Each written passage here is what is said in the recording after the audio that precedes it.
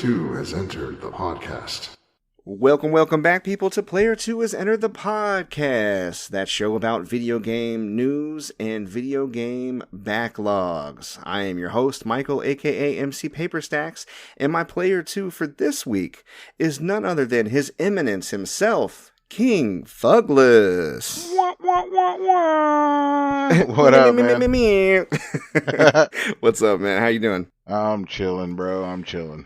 How's everything in the kingdom? The kingdom's good. Kingdom's flourishing. I'm making that switch back to Twitch. Yeah, you've been streaming on Facebook for a while. I think when you were last on the show, you were doing Facebook. There was like a program that you were a part of? Yeah, I was. I had just started on Facebook.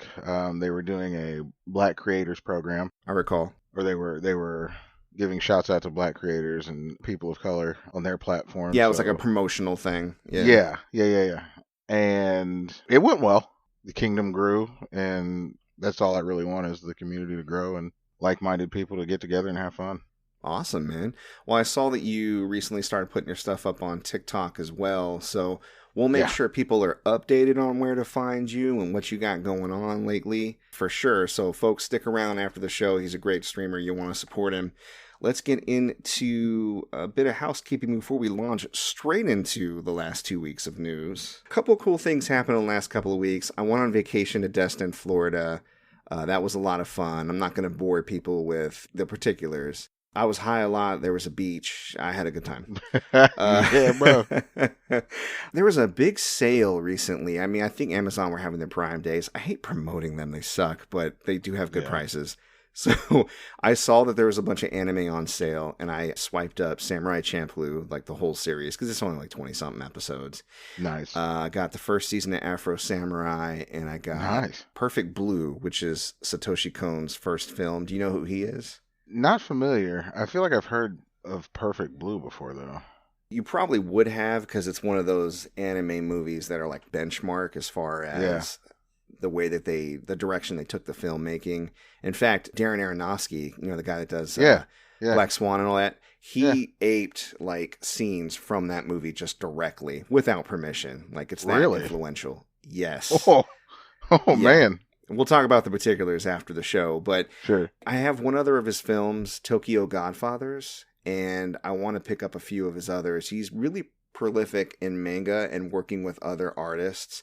Like he's definitely been a part of projects like Ghost in the Shell and worked with people, the folks that did Akira, stuff like that. So he's in there. Like he's definitely one to look out for if you aren't familiar with his work. I'll say that. Nice. I actually grabbed a couple during that sale too. Oh yeah, what'd you get? I found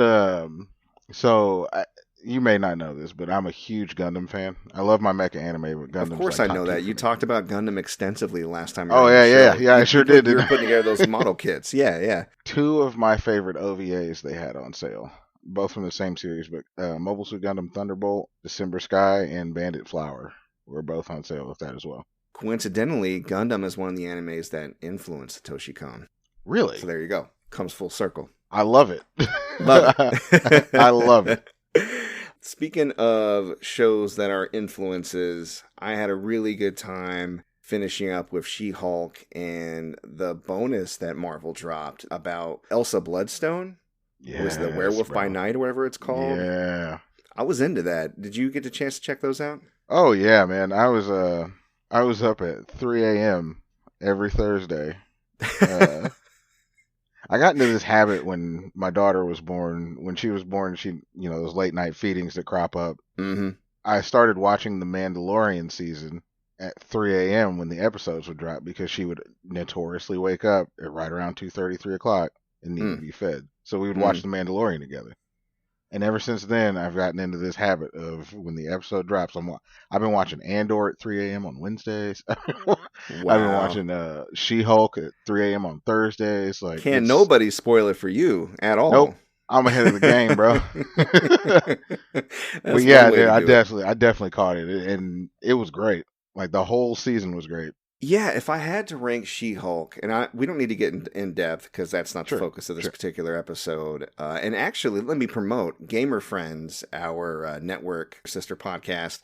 They did a full spoiler cast for She-Hulk as well as Werewolf by Night on the side. And people should definitely go check that out because they had Jen on again, and she's very insightful, especially when it comes to Marvel properties.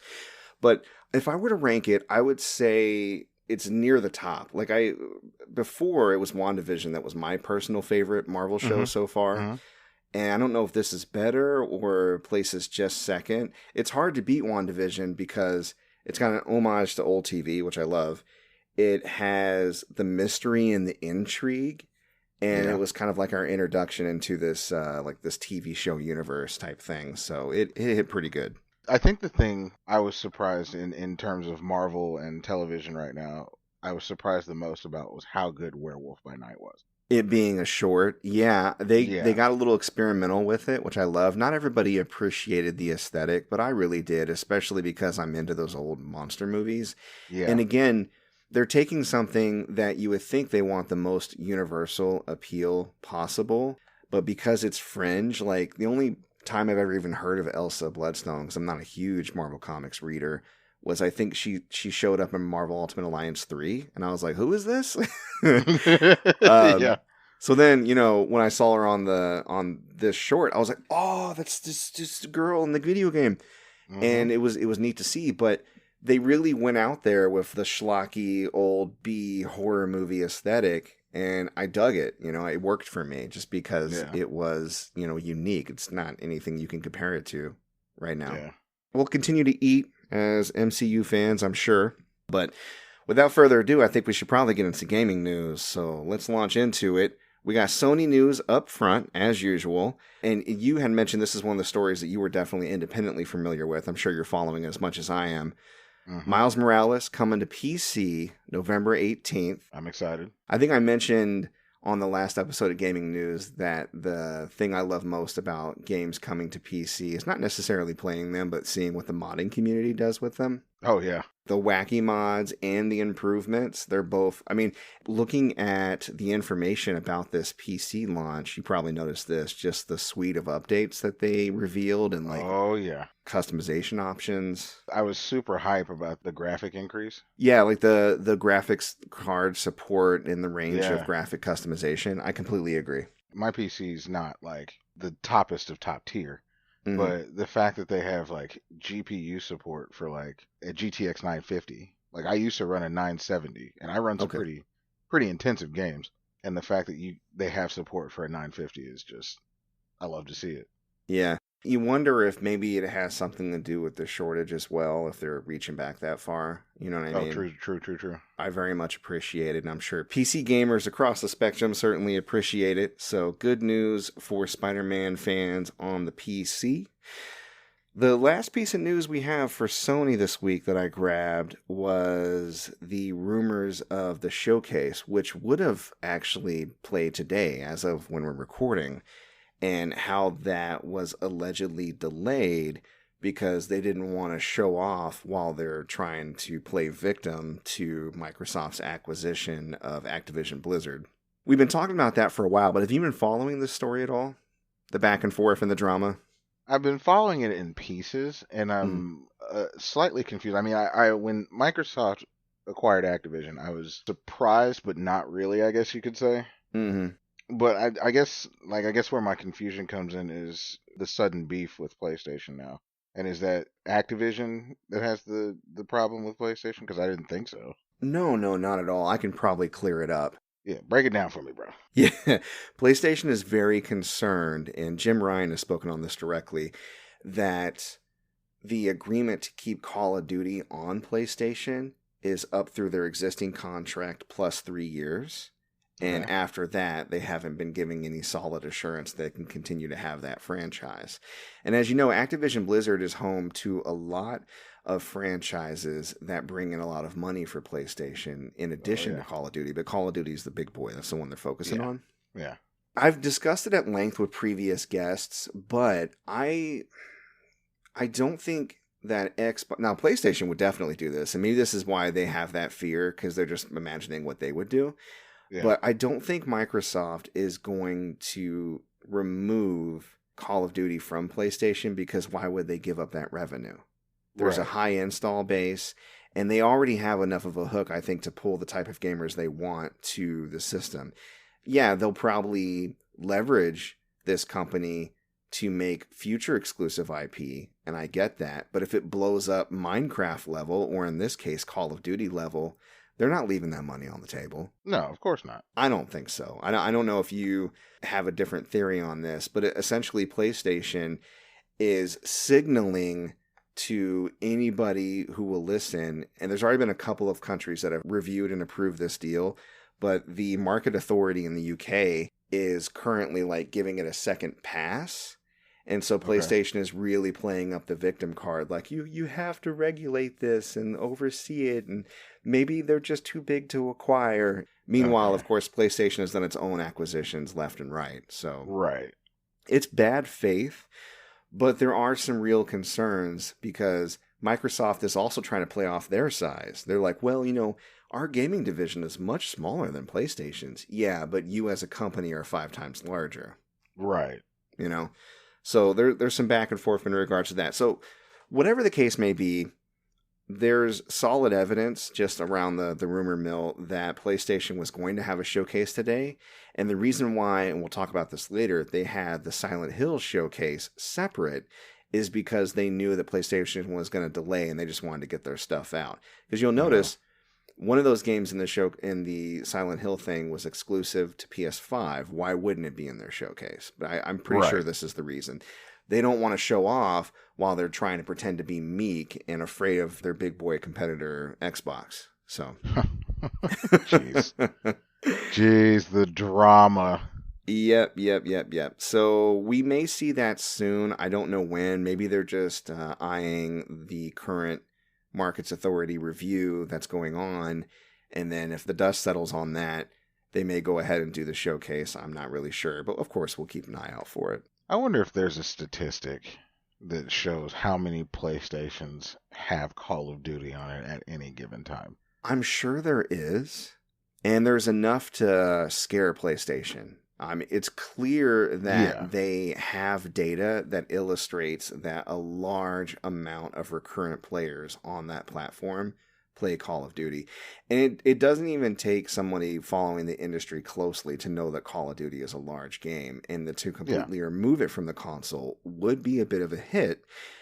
And again, other people have argued, well, PlayStation has dominated exclusives for so long, and the big joke about Xbox One and then the Series X up to a certain point is it has no exclusives, right? Yeah, right. So if you have two consoles at equal power, who are you going to go with? Well, the one that'll let you play Spider-Man and Ratchet and Clank, right?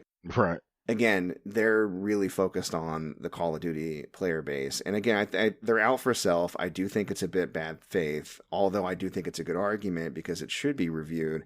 I really think this deal is probably going to continue to go through. They're going to grease as many palms as they need to grease. I'm sitting here thinking, and like all the Call of Duty players and streamers that I know personally are either on PC or PlayStation. So I understand why PlayStation's scared. I just don't know why they're putting so much energy into it. I mean, it could be that they're overall worried about the size of the acquisition and the juggernaut of a development house that they'll have.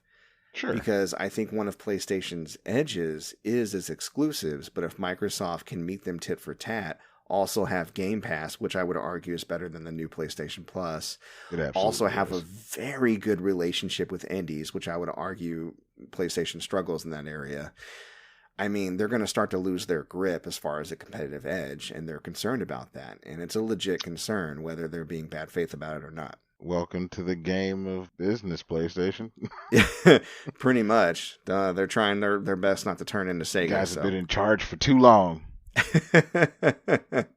I definitely like that we have a big three and could even use a big four, to be honest. I think the more competition, the more innovation, the more a rising tide raises all ships, that type of thing. So we'll see how it all plays out, and if it does provide the power and balance that PlayStation says it will. I don't think it's going to be that big of a deal, but again, this is something that we're probably going to talk about almost every episode because new things keep coming out. So Yeah. stay tuned for sure. All right, we got Nintendo news. Good bit of Nintendo. Huge story regarding Nintendo, actually. But let's get to the smaller stuff. So, something interesting happened recently. 2 unreleased Nintendo Entertainment Systems, the original NES, 2 games for that system have turned up on eBay. One of them is a US version of a game that was previously only on the Famicom called Battlefields of Napoleon, or in Japan, Napoleon Senki. It appears to be a complicated real-time strategy, something that would be of interest to collectors, but the real star of the show here is an unreleased Power Glove game, which I think originally there were only 3 games that were compatible with the Power Glove. One of them developed by Rare, and this also was developed by Rare. I don't remember if they have a name. They may not have a name for the game, but obviously video game preservationists are wanting to get a hold of this, but it's quite pricey. What we've discovered recently is that specifically the Video Game History Foundation themselves are hoping to secure it, but they're a little bit strapped for cash. So I am going to put a link to their Twitter account in the show notes. If you have any kind of a passion for game preservation and you want to assist them, you can direct message them about an arrangement to donate to them to help secure the game, if that's your thing. That's really cool. Yeah. That's really cool. It's weird that they just kind of popped up, but... Well, that's what I'm saying. Like, to me, it just really sparks the imagination of, like, how much stuff is really out there. Like, oh, yeah. We have another story that talks about something that was recently released that has been unfinished and unpublished for the longest and may have never seen the light of day. You know, I just think it's really cool when stuff like that happens. Dude, that's crazy. Right? And what I want to do is put all you Pokemon fans on notice. We got free legendaries inbound for Pokemon Sword and Shield. I don't know if you've noticed. I don't know if you're a big Pokemon guy, but I'm on Twitter a lot following like Nintendo and a few other news properties. And as far as Nintendo deals go, I've been seeing a lot of special edition codes or shiny codes for legendaries and different Pokemon for Sword and Shield lately, interestingly enough. Not so much for Arceus, which I thought was odd, but I guess it's just because Sword and Shield is the most recent mainline game in the series. Yeah. One of the channels that I host when I'm not streaming, it's almost all day, bro. Like, they're doing Pokemon Sword and Shield stuff. They have the coolest setup ever. There's like 4 switches, and they're just running all 4 switches with people, and you donate something to their channel, and they get you in a raid or something. And I'm not a huge Pokemon fan. I used to be, but I'm way out of it. Like I couldn't tell you up from down in that game anymore. Might not be a bad time to jump in, man. Yeah, it's kind of what I'm thinking, to dust the old Switch off. Mm-hmm. Yeah, next month we got Violet and Scarlet, and that's shaping up to be a really interesting game that takes some DNA from Arceus, you know, like the speeding up of some of the gameplay that people really enjoyed, and just all of the iterations we've had so far. That's cool. I mean, I've been watching their view counts kind of tick up. I peek in on it from time to time, but their view counts have been ticking up lately, and I wonder if that has something to do with it. Absolutely does. There's probably a lot of hype surrounding Pokemon right now, for sure. Yeah. That's actually really cool, and I imagine that they're probably priming or gearing up to do the same thing in the new game, because while you can do multiplayer in raids in Sword and Shield, you can do multiplayer in Violet and Scarlet, just all gameplay, everything. Just roam the land with your friends, and that's really neat. It's the first time that's ever happened. That grabbed my attention. I'm starting to hit a huge like open world phase. Okay, well, yeah, this might be the way to dip your toe back in. You're in the Discord as well as I am. We got that Nintendo channel. I'm telling you, there's gonna be folks in there like, let's go. Yeah.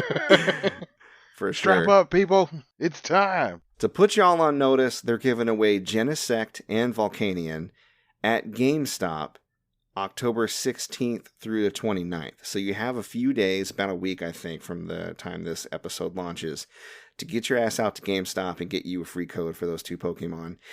There are different stores that handle the giveaways in other countries. So if you're not in America, make sure you look up which store you need to go to first before you head out, because I do not think it's GameStop.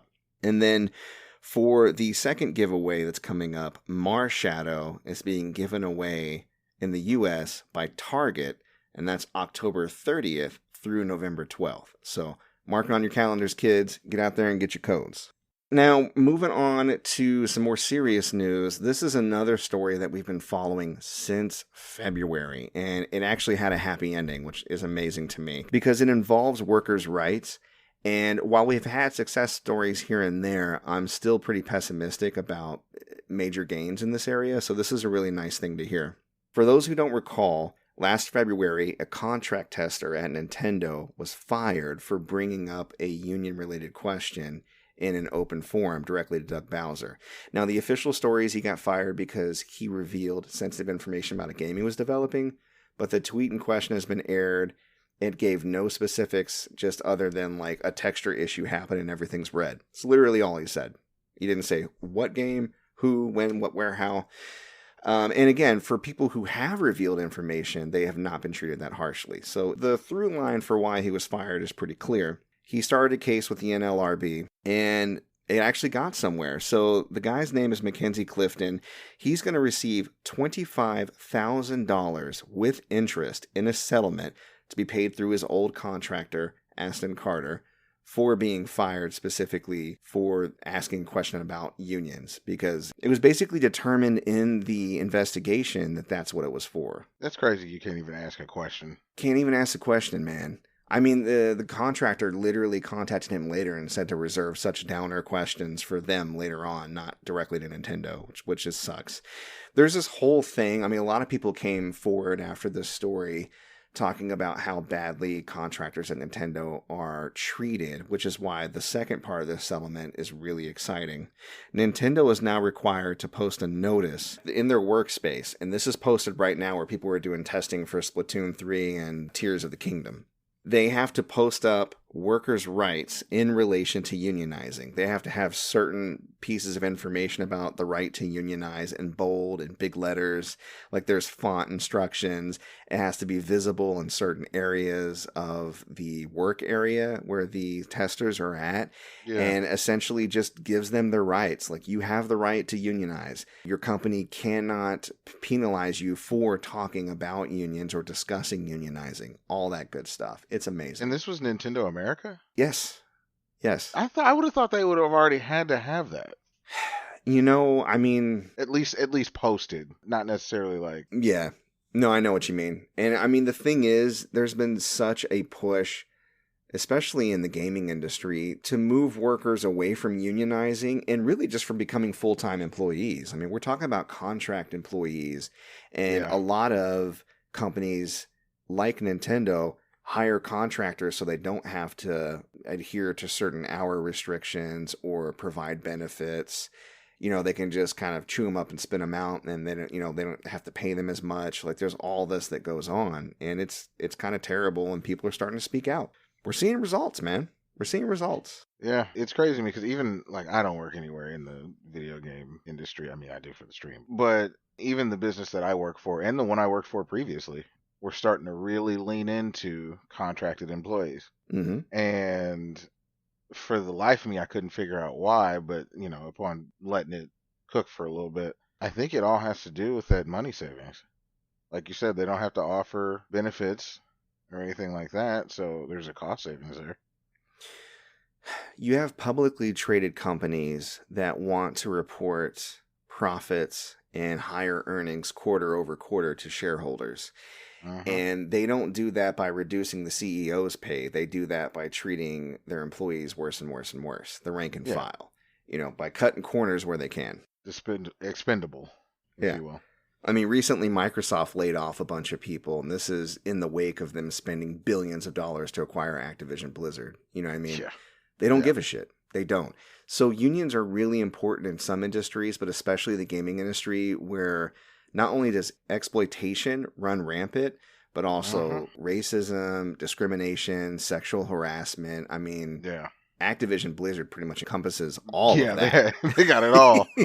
They're a buffet of wrong things. They got a full house, a royal flush. Oh, man.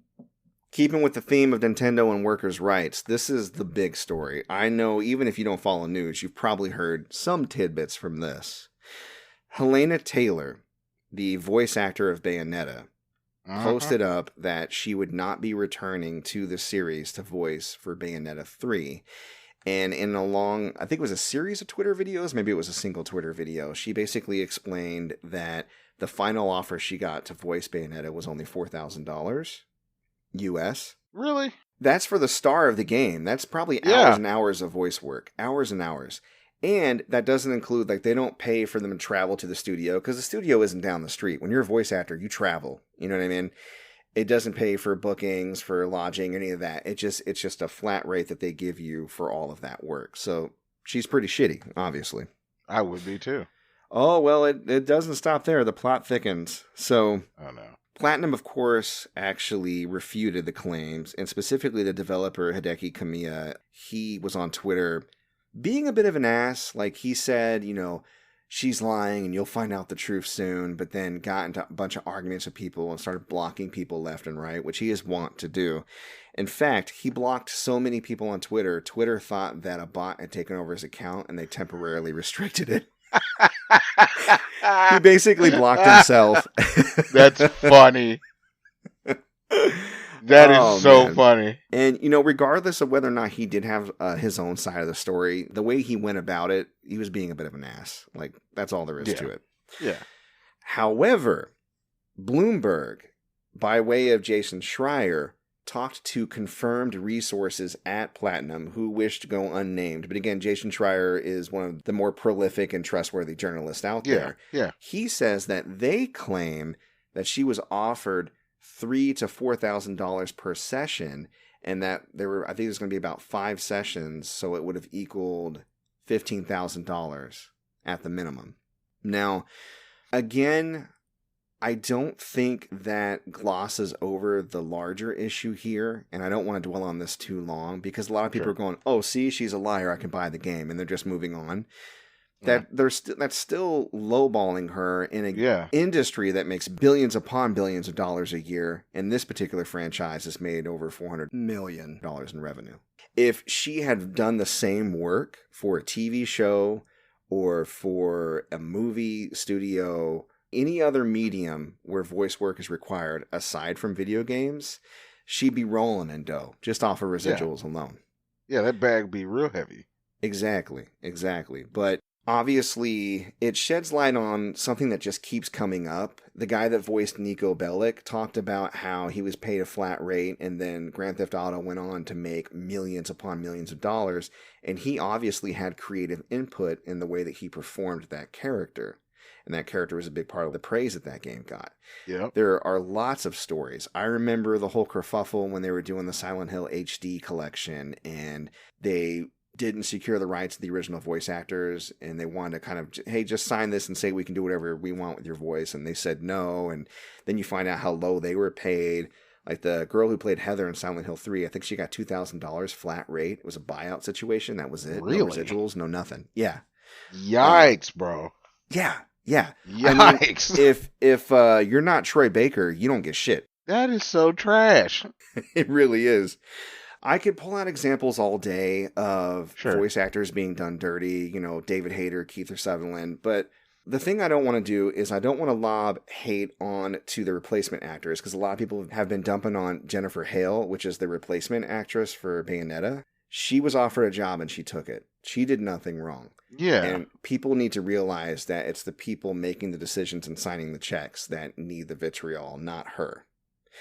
And she has spoken out to agree that people in her industry are not treated good, and that people just need to approach this with a sense of empathy. And a lot of voice actors have come out in support of both of them. So whether or not Helena Taylor is 100% telling the truth, or she fudged the details to make it worse, I don't know. To be honest, a lot has come out about her. She's not that great of a person. She is adjacent with a lot of like right-wing stuff, you know what I mean? And some things have come out about her. And it sucks when you have to agree with somebody you don't like, or the person you don't like is championing an ideal that you agree with. Sure. But I'm going to set that aside, because nothing about her as a person or her actions up to this point validates the way that voice actors are treated. And that's the point that we need to remember. So if she ends up being the voice that gets this out there, so be it. That doesn't lessen the impact of the problem and how seriously we should take it, basically. Right. I mean, and something you just said really struck me because I had a very similar conversation. Are you familiar with Dr. Disrespect? In name, I don't follow him directly, no. So he signed a big multi-year contract with Twitch. It's one of the biggest deals that Twitch has ever done. And then 2 months later, they cut his contract citing breach of TOS for something. They never clarified what it was, and he obviously can't talk about it for legal reasons. Killed his contract, blackballed him from several other things, and it's like this is this man's livelihood. He's not my favorite streamer. I'll go ahead and put that out there. It's just what he does, and it's his thing. You know, it's his thing, and no disrespect to anybody who likes him, but that's that man's livelihood. And how he's treated sets a tone. And how he's treated does set a tone. And it was one of the things I really struggled with going back to Big Purple. Because I am in no way that big of a streamer. I'm not even a partner. You know, I just affiliating. I take pride in who I affiliate myself with, especially when it comes to business. Sure. And, you know, you can say what you will about YouTube or Facebook or Twitch or any of the other platforms where people stream. But I've always taken pride in, or not, no, I wouldn't even say pride, but I at least keep a moral center when it comes to people that I deal with. Sure. No, you have a baseline for your integrity. I get it. Right. They've all got their problems. No, that's the thing. Question. Any, especially large corporation that you deal with, any platform that you deal with, they suck. Amazon 100%. Sucks. Facebook sucks. YouTube sucks. Yeah. Google sucks. Twitch sucks. Yeah. They all suck. Yeah. Pick your poison, man. There's no ethical consumption under capitalism. We do the best we can.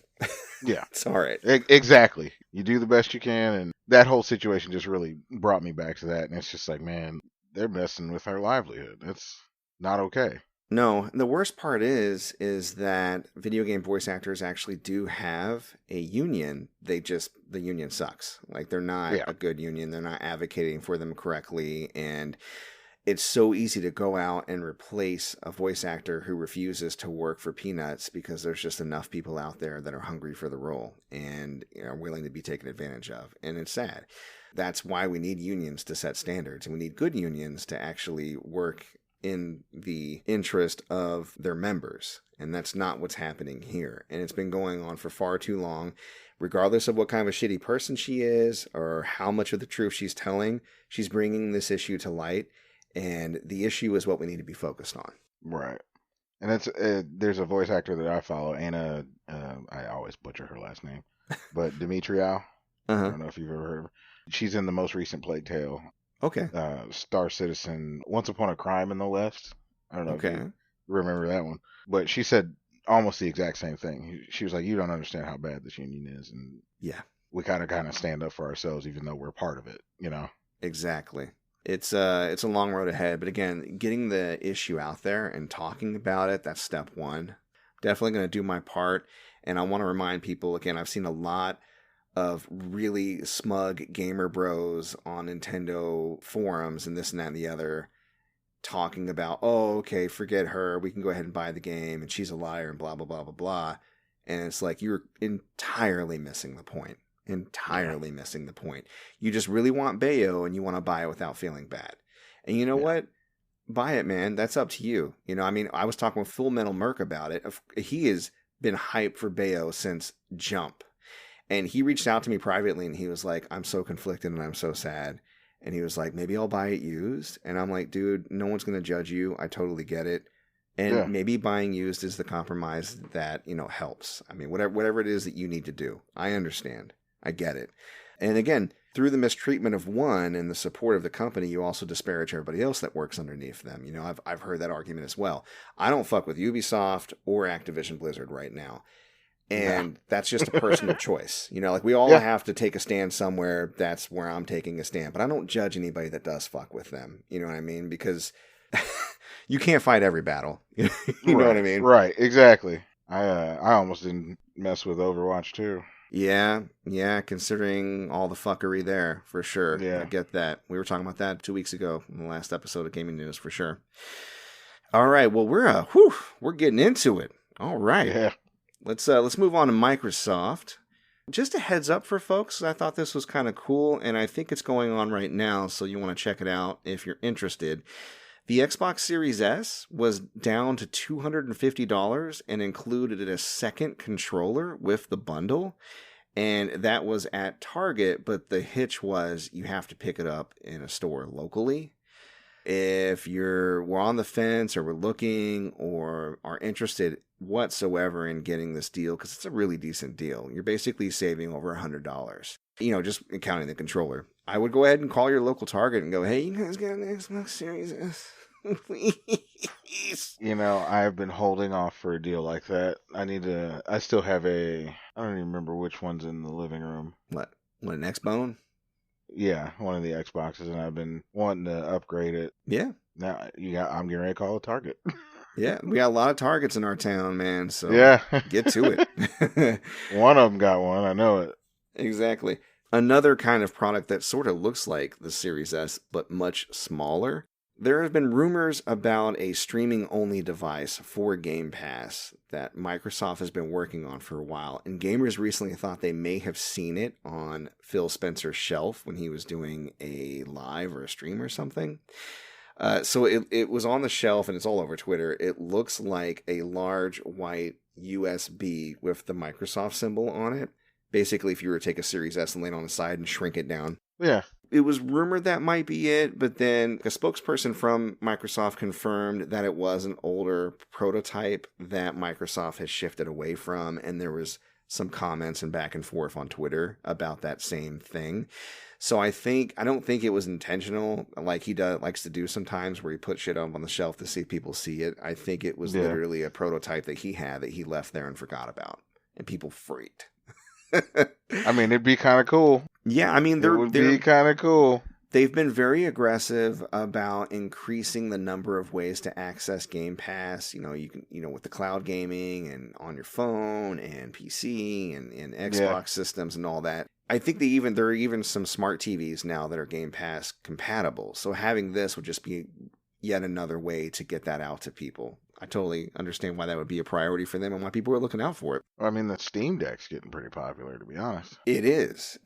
And for a completely different but also related reason, right? Yeah, right. Obviously, people being able to play PC on the go, and plus that's Game Pass compatible itself. So again, there's some crossover there. But speaking of Game Pass, thanks to this Activision Blizzard acquisition, there were legal documents that were requested with the Freedom of Information Act that actually show how much revenue Xbox has pulled in from Game Pass. Are you ready for this? Oh, boy. In 2021, not including PC, just console Game Pass, Xbox generated $2.9 billion. Billion in revenue. In 1 year, billion. And that's not including PC? Not including PC. Now, revenue means their total take. It's not their net gain. Yeah. I don't imagine, because of the infrastructure they have, it costs much to run a Game Pass. But again, securing the games and making deals with people, that would probably slice into that pie. Either way, that's a lot of money. That's a lot of money, though. That's a lot of bread. I just saw the Game Pass payment come out of my account yesterday. Yeah. The thing is, I feel like I contributed. If you compare that to Microsoft's total revenue, or I believe this may be Xbox's total, maybe it was Microsoft. No, I think it was Microsoft's total revenue. That's 20% of the revenue right there. Game Pass has been a huge success.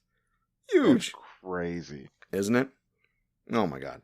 Speaking of the Series S, there was a little bit of controversy where this Series S was actually brought up and disparaged. Have you been following Gotham Knights at all? Yeah. I'm excited to get into it one day. Oh no. Okay, well I got bad news for you. Oh no. I'll start with the news that isn't as bad, but okay. The specs were released for Gotham Knights. They will not have a performance mode. They will only have a 30 frames per second graphics mode for that game. Ooh. And one of the senior devs with Rocksteady just got on Twitter and ranted. They basically were like, we can't put a game on Series X without putting it on Series S, and Series S is a fucking potato, and it's holding us back. I mean, they compared the graphic processing unit. I think there's only 4 teraflops on the Series S versus 16 on the Series X. I'm pulling those numbers completely out of my memory, by the way. But I mean, it's a significant drop in processing power. So I get why he would blame it, but there's been plenty of games that did the 60, bro. Yeah. Yeah. That's what I was thinking. I mean, Callisto Protocol, I don't know if it was in response to this or not, but the timing, they tweeted out like, yeah, we're going to ship globally and we will have 60 frames per second performance mode, in case you were wondering. So it can be done.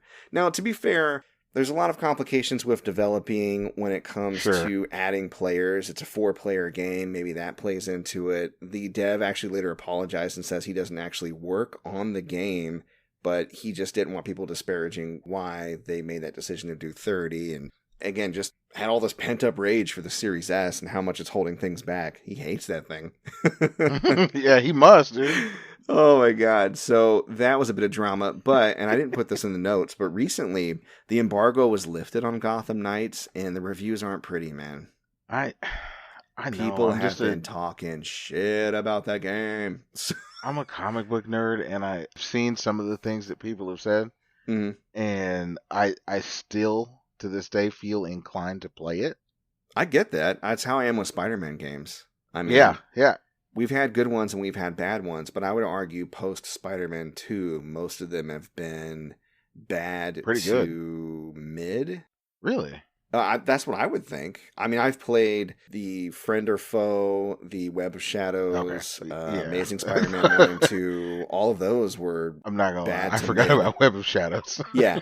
I mean, there was like Shattered Dimensions, which I think did really good. Like they had the... Yeah, Shattered Dimensions was one of my favorite. Yeah. The Denox had like those... Because again, they were more focused, but I'm talking about like the big open world Spider-Mans, I guess, more.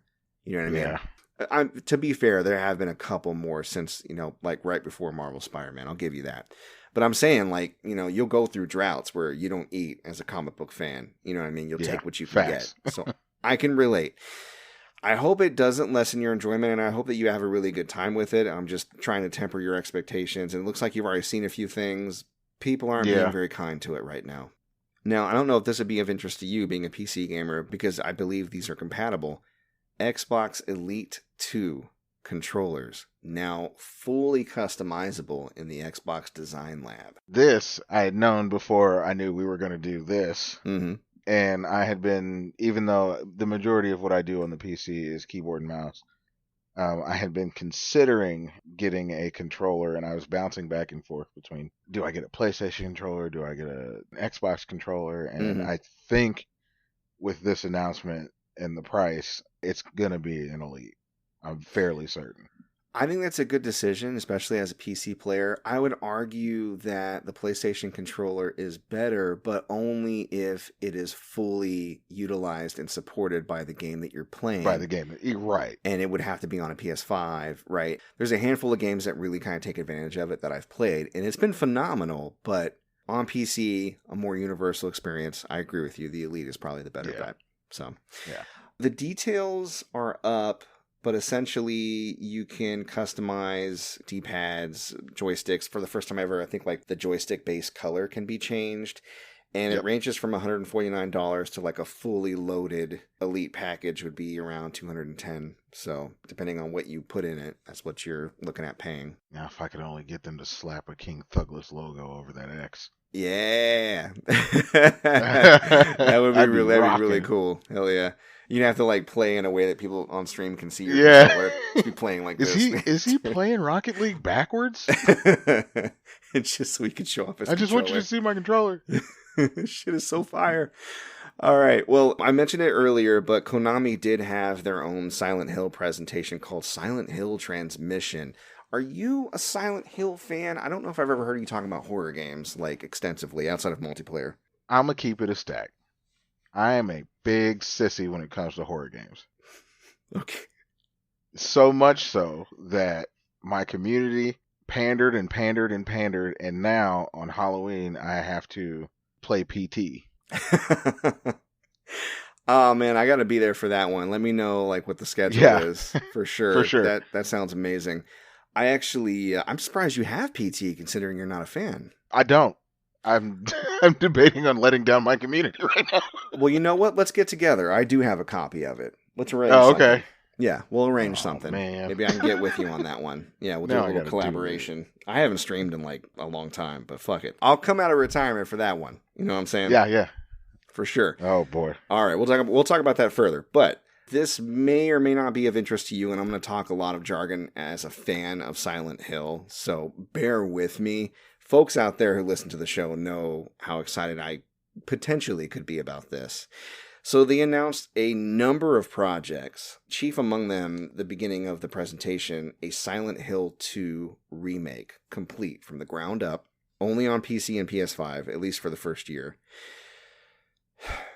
I don't have a lot of faith in modern-day Konami to treat Silent Hill well, as evidenced by everything they've done to Silent Hill post 4. I mean, Team Silent broke up. The only person that really stuck around for any length of time was Akira Yamaoka, the guy that does the music, and he has shown that he doesn't quite understand what made Silent Hill successful outside of his role as a musician. He's amazing, phenomenal as a musician.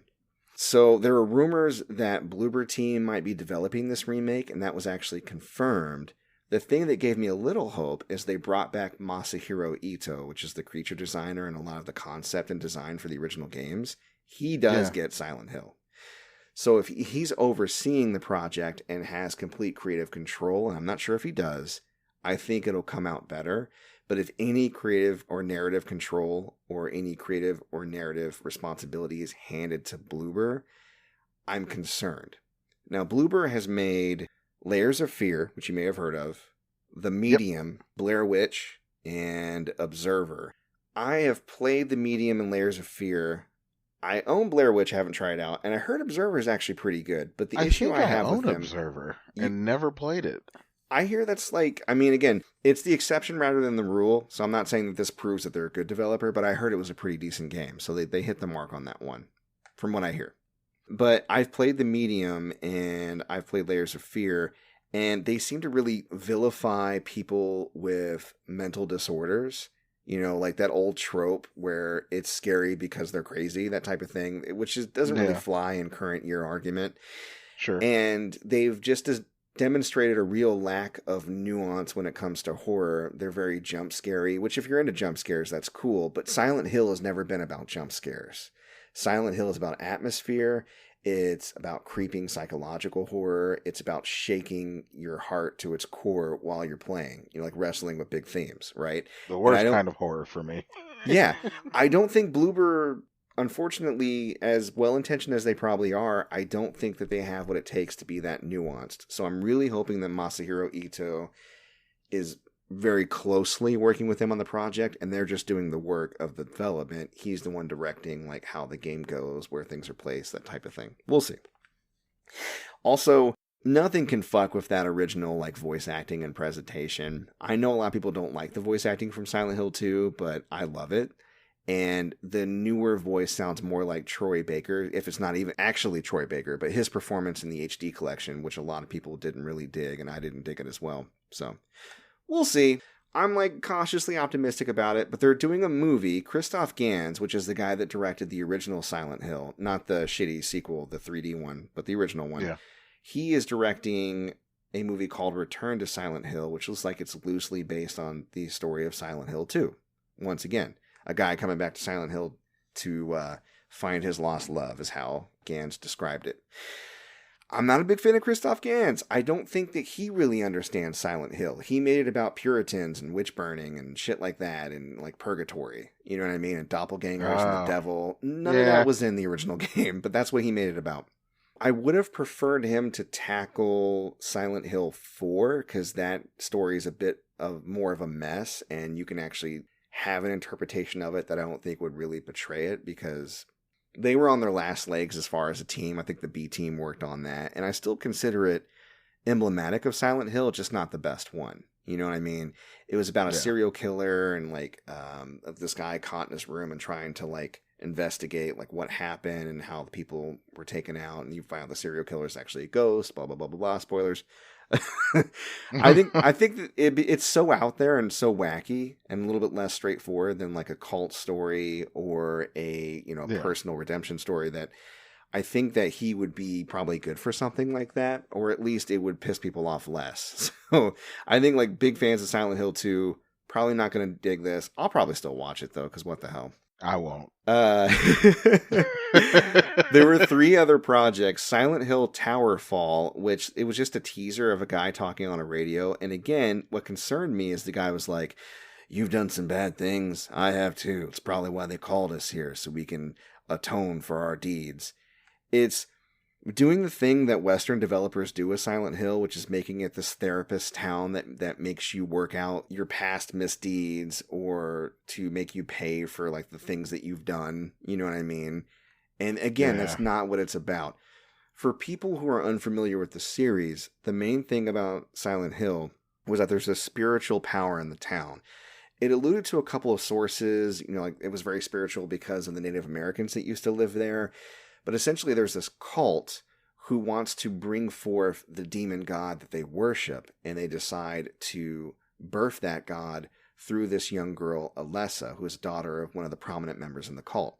Alessa has psychic power, and during the ritual, a fire causes everything to burn down. I think she might have accidentally caused the fire, and she was able to split part of her soul and send it out of Silent Hill so they couldn't complete the ritual.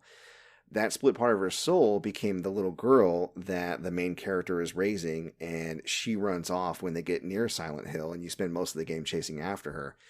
But her and the original girl are going to join to bring forth that god. Her nightmare, her suffering, her torture at having her soul split and being stuck in Silent Hill turned that spiritual power into monstrosities, into like a horror land, right?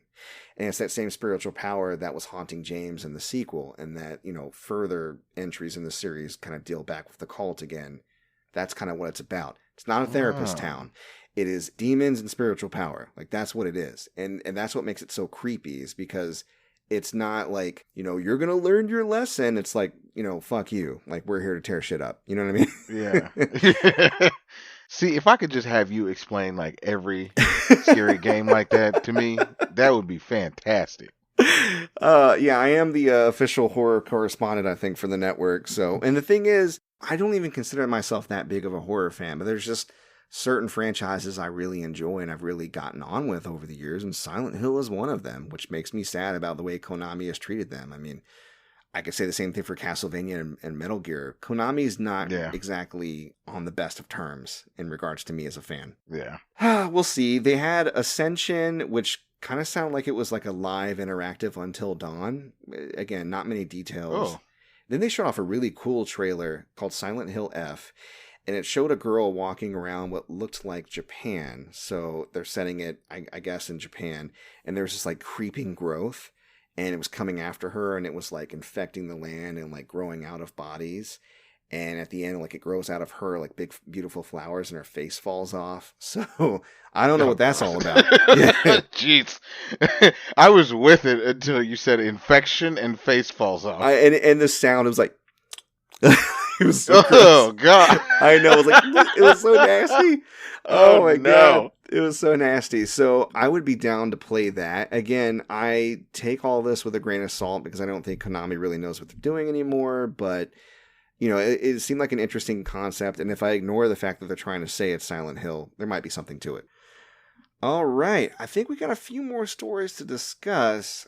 We had some interesting news in regards to Kingdom Hearts. A TV series, an American TV series, was actually being developed a while back. And the original director actually leaked it earlier this week following a brush with mortality. I think they got in a car accident, although I read in another source that it was a heart attack, so who knows.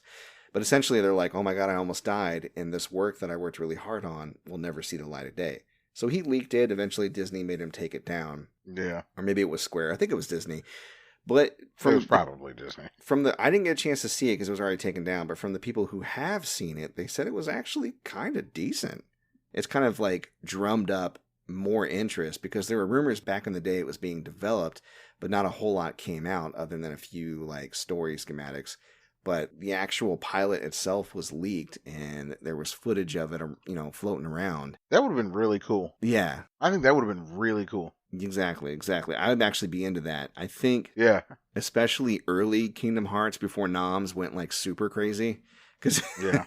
a Nomura story is, if you completely unleash him, it's a nonsensical mess. I'm a little concerned about his oversight of Final Fantasy VII Remake, but so far he's been a bit restrained in that area. So I was never into Kingdom Hearts when it first came out. Mhm. Right. I ended up cramming through this game when the second one came out Okay. so that I could then play the second one and be up with it. And I really enjoyed the first one. So I was like, oh, now I'm excited. And now I own 2 Keyblades.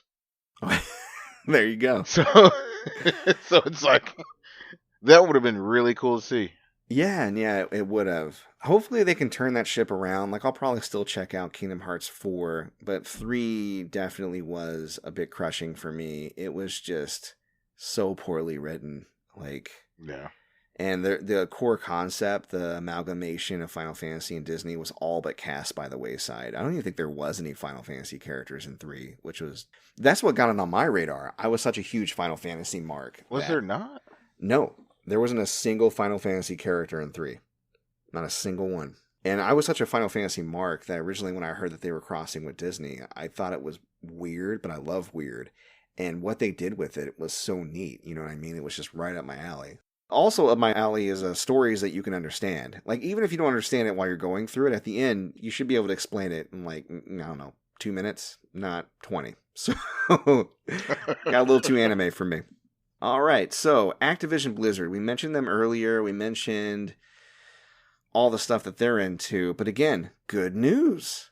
Testers at Activision Blizzard winning the right to vote on a union, specifically 21 quality assurance workers at the Albany studio. They're basically the testers that work in what was formerly known as Vicarious Visions.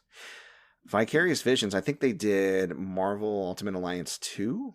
Yep. And a few other games that people really enjoy. So that's awesome. The National Labor Relations Board gave them clearance to vote. Activision was fighting it, and I'll give you kind of like what their reasoning was in a second. It's such bullshit. Essentially, they're going to be sending out ballots at the end of the month and counting votes mid-November. So that's exciting. Congratulations, guys. Quality testers in particular, I feel like bottom rung as far as how they're treated. And they do some of the most crucial work. So really, really happy to hear them be able to secure a vote. Is the Bureau the one that's counting those votes? Oh, as far as like whether or not they can unionize, I'm not really sure. I wish Big Nkrumah was here because he's really good about as far as the unionizing process. I'm not really sure how the votes are counted or officiated, but I know it is third party. Like, it's not Activision in good faith going, okay, you have enough votes. No. As long as it's not Activision, because I feel like that would not pass. No. Thank goodness for that. I'm pretty sure the NLRB is closely involved, for sure. So, now the CCO had sent out like a company-wide communication, and I'm not going to read the whole thing, just I think some relevant excerpts. Quoting from the CCO, "We disagree that a handful of employees should get to decide for everyone else on the future of the entire Albany-based Diablo team." Oh, you mean like a board? Yeah. Oh, you mean like a C-suite? That's so dramatic. Fucking assholes, man. It's so bad faith. Fuck you. He said, "We think a direct dialogue between company and employees is the most productive route." No, yeah, traditionally that's been awesome, hasn't it? Yeah, it's worked out real well for everyone. Ever. and then they actually tried to play this card. They said collective bargaining is comparatively slow. Once agreement is in place, it takes over a year on average. And then they pointed to Raven as an example because they're still doing negotiations. And I'm like, 'cause of you! You're the one slowing it down. The union isn't slowing it down. The workers aren't slowing it down. You're the fuckery is you. Corporations will stretch that shit out as long as they can. I think it was a telecompany. I don't know if it was Comcast or DirecTV. Like, there was a telecompany I heard about in Texas that won the right to unionize. And the company has so far delayed their contract negotiations for 10 fucking years. I was afraid you were going to say years. 10 years. That feels like Comcast to me. Yeah.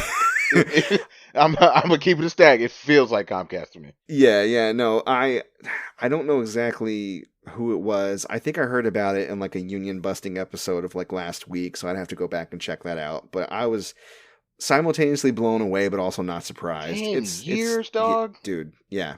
That's kind of fucked. Hopefully, eventually we can shore up union laws to not allow that type of thing to happen. But, you know, we live in an oligarchy, so what are you going to do? All right, some happy news. We got a couple of news bits left. I'm going to run through them real quick because we are approaching a very full, stacked, wonderful episode here. We're above an hour. Nice. I love it.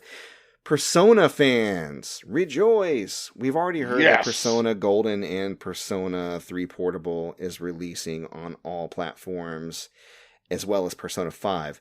Interestingly, though, and I want to point this out, Persona Golden and Persona 3 Portable is not coming to PS5. Interesting. I'm not exactly That's sure weird. why. Maybe it's because you can play PS4 digital titles on PS5, but some people are like, well, does that mean it's not optimized for PS5 like the Series X version is? And I don't have an answer for that. I don't know. I think it's weird. But of course, Persona 5 is on PS5 because it just already was. You know what I mean? So January 19th, 2023, you're going to get access to Persona 4 and Persona 3. And they're going to be on Game Pass the same day. Of course they are. And then tomorrow, actually, when this episode drops, Persona 5, also day one Game Pass on all platforms that it wasn't previously on. So, yes. Happy day. I love the Persona series, bro. Yeah, I have some Xbox player friends that have never played Persona, and I've been keen to get them to try it, and this is finally like my chance to get them to do it. So hopefully we get some new fans out of it. I know we will. It's been trapped on PlayStation, and again, it is... I feel like, if I'm wrong, I'm not far off the mark. I feel like Persona 5 is the greatest Japanese RPG of all time. Yeah, I said it. Because it's Persona 5, I find it hard to argue. I was going to say, serve one up, man. I can't. I can't right now. Like, I know, right? It's hard. So excited. It's hard. So, yeah, really excited about that. And I've heard some positive takes on this, and I've also heard some pretty cynical takes on this, and I get both sides. Netflix is looking to expand into cloud gaming. Oh, God. We know that Stadia recently tanked. I think they're closing down in January. Yeah. And I don't know how Amazon's been doing with it, but I haven't heard either way, to be honest. I have the Amazon one. Okay. How do you know how well cloud gaming is going with Amazon right now? In terms of like a broad scale, Mm-hmm. I don't think it's going bad because they're still pumping titles. They're still like getting titles on there. And with Amazon, that's not an indication though, because that's how Amazon do. They throw money into shit and lose it. That's how they develop their network. They lost money for years, right? I would imagine with the titles, like it's almost, I would say they're not new titles.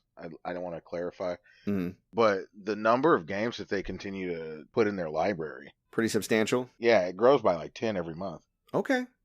Well, it sounds, if anything, that they're steady and they're wanting to support it for the long haul. I think Google had a couple of challenges. One, they were Google.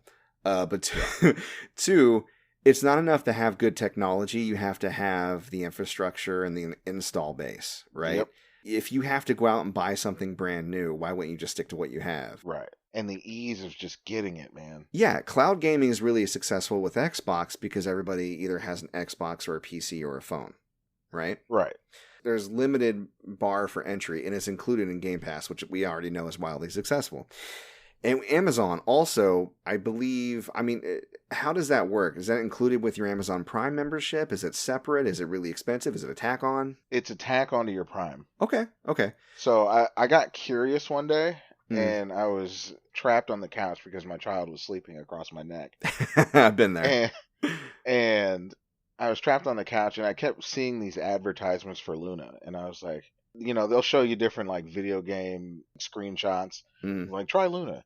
And I was just sitting there one day, and I was like, I'll try Luna. So I activated it because you get like a free month. If you don't like it, cancel it. Mm-hmm. And I didn't have the Luna controller at the time. Okay. But you can use your phone as a controller. There you go. So here I am sitting on the couch with a child sleeping across my neck, and my phone in my hands like I'm holding a controller. And the libraries that they have of old games, and I'm talking like 2000 and before. Okay. Okay. The library of older games they have is insane. So like a lot of classic Sega titles are on there. Yeah, a lot of classic Sega titles on there, and they're working in a lot of the newer stuff too. Okay. But I ended up, it's one of those things where if it's one of those nights I can't sleep and I'm not streaming, I might sit in there and pull up a game real quick. There's a few indie titles on there that ain't bad. Okay. Well, that's interesting to hear. And that's why I'm not completely, again, like all these large companies we talk about, Netflix sucks. But do I think they're going to succeed with this? Kinda, yeah, because they already have a large install base. Like the Netflix app is native to most smart TVs now, and phones for that matter. Yep. You couldn't delete it off your phone if you wanted to. Nope, a lot of them come with it. Yeah, exactly. That's what I'm saying. Like Yeah. they kind of like stick it onto your phone permanently, like that, and Facebook and everything else. But they're putting a lot of support into it. They've already bought some developers just for like the mobile type games that they've been putting on, because Netflix gaming is a thing. Like if you literally go into your Netflix app on your phone, you can find that section and it'll link you to the Play Store of your phone, but then the game will be free because it confirms you have a Netflix subscription. Account, yeah. I've played some games, like a couple original games they had doing that, so I know it works. But they just recently opened an internal studio focused on cloud gaming in Southern California, and they recruited the former executive producer on Overwatch. I think his name is Chaco Sonny. I'm probably mispronouncing his name. Yep. To lead the studio. And it was a big deal when he left. A lot of people contribute Overwatch's success to his help. So the fact that he oversaw that and it was a big success and he decided to partner up with Netflix, shows that there's some promise here. And Netflix is looking to hopefully have 50% other people's games and 50% their own original games. Like they have original programming. They're going to take that philosophy into gaming. So they may buy up or support other studios and maybe become a large force in gaming down the line. And honestly, I think part of this is Netflix just looking at how to stay relevant, because a lot of people have been talking about how, because of the advent of streaming services, HBO Max, Disney Plus, Netflix is bleeding, right? So what does it do? It expands its offering. It decides to give a value add to customers, and gaming is also a hobby that has grown insane amounts in the last 15 years. Not the compensation for voice actors, but gaming itself. So I think it's a safe bet. Even though cloud gaming has failed for some companies, I think they're set up to succeed if they continue to support it, which I don't see any reason why they wouldn't. I like this move for them. Yep. Because it will give them something to put their energy into, other than ruining my favorite anime with live action adaptations. Fair enough. All right. Well, we are done with the news for this week, but I did get a listener question, and I thought I would have you help me answer this one, KingThuglas, if you're up for it. Okay. Let's see what we got. All right. So, Marcus H. writes in to ask... Hi, Marcus. Hello, Marcus. Who would y'all put on the Mount Rushmore of gaming mascots? So we got a Mount Rushmore, but it's for gaming mascots. Who are we putting? Yep. I'm assuming he wants 4. I was kind of thinking that too. Okay. I think Mario is a given. Yeah, Mario's got to be up there. I would propose we put Pac-Man on there. Okay. I don't hate it. Yeah, Pac-Man as a game, the design is genius. It is, I think, for what it set out to do, a perfectly executed game. It has endured. It's one of the few properties that have endured largely unchanged, like as far as the format of the game, longer than any other game from that era I can think of. And I think it's one of those things that endured and, really got a whole generation into gaming and helped what transcended that crash from Atari to Nintendo, right? True that. So I would agree with that. Okay, so we're putting Mario and Pac-Man. We got 2 more. I don't think we necessarily need to go retro for all of them, but I also feel like the mascot has to be really huge if it's going to be somebody recent, right? So you know me, I'm an FPS dude. Okay. And I was thinking about putting Chief up there. Master Chief. Okay. Yeah. Yeah. Just because it was the dawn of a new age for FPS. For sure. I would agree. Like, even as a non-Halo fan, I'm not really that big into Halo. I respect how it catapulted first-person shooters as, a multiplayer game, as a single-player experience, the co-op, all of that. It did all of it excellent, for sure. We would never have had Titanfall without Halo. There's a lot of games we wouldn't have had without Halo. Yeah, there's completely, a lot. 100% agree. So, okay. So I'm gonna put Chief on there. I support that decision. It's always the last one that I struggle with the most, because now I'm pouring through my entire library in my head. Yeah. And I'm just like, oh, that's a really good game. Well, let's think about it in terms of like genre. Unless did you already have one on the tip of your tongue there? No. Okay. All right. I'm still raking the catalog. Because so far we haven't crossed. We have the arcade kind of / like action puzzle with Pac-Man, right? Mm-hmm. You got the platformers with Mario. Mm-hmm. You got first-person shooters, Master Chief, right? Okay.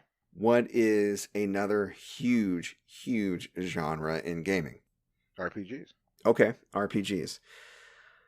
So would we go Western or Eastern? Because I feel like RPGs were popularized. I mean, unless you go like to pen and paper or Dungeons and Dragons, I feel like they were popularized first in Japan. Would you agree with that? I would agree with that. And I, for some reason, like Link keeps popping up in my head. I would say that, except for I would consider him more of like an action adventure, and we already have a Nintendo rep, and I don't want to be unfair. Oh, that's fair. And plus, I don't think of Link as a mascot, more as just like a popular series of games and a popular main character. Like when I think action adventure, I don't necessarily immediately think Link, right? Like you would like a map. Like when you think platformer, you think Mario, right? Yeah. So with that in mind, what I want to do is I want to, and come with me on this. And if you don't agree, then we will hash it out and see what you would do. I want to take somebody who's huge in Japan, huge. And is kind of big over here, but not as big as Japan. I'm talking like generations and generations have fallen in love with this character. I'm talking about the original protagonist for Dragon Quest, Dragon Warrior. Okay, what they call over here in the States. Oh, so basically, the little blue armor, the little horns. You know what I'm talking about? Like, that dude. Erdrick, I guess. I don't know if Erdrick was the guy in the first one or if he was in the third one, because the third one I think was a prequel. We don't need to get in this in the nitty gritty. But Dragon Quest, I think, influenced Final Fantasy. I think it influenced a lot of like turn-based RPGs. And while Final Fantasy and other iterations after it definitely added major things to the genre, like seeing the enemies and the heroes on the same screen, Dragon Quest is the godfather of that. You know what I mean? Yeah. And it's endured. I like it. Yeah. So. I like it. Yeah, okay. All right, so we got Mario, Pac-Man, Chief, and Dragon Quest. Or the Dragon Warrior, I guess, is what you want to call him. Yeah, we did it, I think. Yeah. Hey! I think our Rushmore looks cool as hell. Yeah, it does. I think it's repping. I love it. Yeah. I love it. All right. There you go, Marcus. Yeah, man. I hope that answers the question, and I hope it was a satisfying answer. All right, folks. Well, we're going to take a quick break to give it up for our sponsor. We'll be right back. Please don't go anywhere, because I want you guys to be able to know where you can find KingThuglas. See you soon. It is ad time, so let me explain to you. If you haven't heard about Anchor by Spotify, it's the easiest way to make a podcast with everything you need all in one place. Anchor has the tools that allow you to record and edit your podcast right from your phone or computer. And when you're hosting on Anchor, you can distribute your podcast on listening platforms like Spotify, Apple Podcasts, and so much more. It's everything you need to make a podcast in one place, and best of all, Anchor is totally free. So I need y'all to download the Anchor app or go to anchor.fm to get started. And we're back. KingThuglas, thank you so much for joining me this week. Hey, man, thanks for having me, dog. I appreciate you. It's always a fun time with you, man. Really? Yeah, oh yeah, dude. I enjoy these conversations, man. That's awesome, man. I'm happy to hear it. I always wonder sometimes if I'm putting people out. Like, I know that we all love games, but, we come at it from different angles. We enjoy different subjects. So the fact that a guest comes on, and even if we don't talk about 100% of the things in their wheelhouse, if they're having fun, that's all I need. Sure. So, Sure. Appreciate it, man. All right. Well, I want folks to know where they can find you. So let the listeners know out there where they can find you, what you're getting into lately. All right. I can be found on Twitch. I'm live streaming primarily on Twitch. I have a community set up on Facebook, and I kind of put content up on both those and your other social media platforms, Twitter, TikTok. That's where I'm at. Come find me. Kick it in the kingdom, baby. Yeah. Join the kingdom for sure. I'll make sure to put your links in the show notes. So for those interested, check it out. Is there any particular games that you're playing right now or any events going on that you're doing? Ooh, controversial. So and you're about to find out why. I have over the last 4 or 5 months been really into Star Citizen. Okay. For those of you who don't know, Star Citizen it's a Chris Roberts production, and it has been in development for the better part of a decade. Wow. And it's an alpha build, but it's got a lot of stuff, and it is the space game of my dreams. Really? Yeah. You'll have to come through and check it out, man, because the things that you can do with it, and don't forget that I said it's an alpha because it's buggy, bro. Oh, yeah. But listeners of the show, we understand what an alpha is, I hope. Yeah. It's not finished, people, but you're playing it to help build it. Yeah. Yeah, exactly. And it's a project that I could get behind and support, and I'm loving it. That's awesome, man. But I've also been smashing around in Overwatch 2, Gundam Evolution. I don't know if I'm getting ready to play some scary games for my community because they love me and they pander to me. So we'll talk. Yeah. We'll talk, buddy. Great. I got you covered. Don't worry about it. Don't worry about it. All right, man. Well, cool. Like I said, the links are in the show notes. Please check those out. And don't forget, we're uploading new episodes to Player 2 at anchor.fm/player2 as enter the pod every single Friday. On the main week, you're getting gaming news. On the off week, you're getting the backlog. Right now for the backlog, we're playing Outriders, and that is going well. I got a group together for that, so I'll be talking about that next week. Nice. Yep, and a few I other... kind of fell off Outriders, man. I want to get back into it. Yeah, if you want to join up, man, I'm trying to get through the entire story of the game so we can talk about it on backlog, and then if you're playing with us, of course, I'll you have a standing invite to come on. But the purpose of backlog, for those who don't know or don't follow that part of the show, is like a book club for your backlog. So you know how like you have those games you've always wanted to get to, but you can't quite. And like a book club, if you read a book together with a group and talk about it on a regular basis, you're able to get through it because you have a community. Well, the backlog, and we have our own channel on Gamer Friends Discord, is about choosing one game to go through 2 weeks at a time, picking a point to get to, and then discussing that together as a community or sending information in for me to read off to the listeners and talk about it. We've already beaten Beyond Good and Evil, which is something I've always wanted to finish. And we've beaten Mystical Ninja starring Goemon, which is an N64 game I've always wanted to finish. Nice. Yeah. So now we're doing Outriders, which is fun because it's multiplayer, so I'm actually experiencing it side by side with the other backlog players, and that's awesome. All right, we can be heard anywhere podcasts are available. Please do not forget, we have our own social media, so check the link tree to check those out and support us by liking and sharing and commenting and subscribing and rating and reviewing, all the things you can do because it's free. And if you want to support us as a network, and that is Player 2 is Enter the Podcast and Gamer Friends, you can do that at patreon.com/join/GamerFriendsPodcast. Of course, that is also in the link tree, so check that out if you'd like to support us monetarily. That's a show. So I think it was a good one. A lot of good stuff this week. Look forward to Backlog next week. And for those who came out to listen to us this week, we appreciate you. We love you. We hope to see you next week. Take care.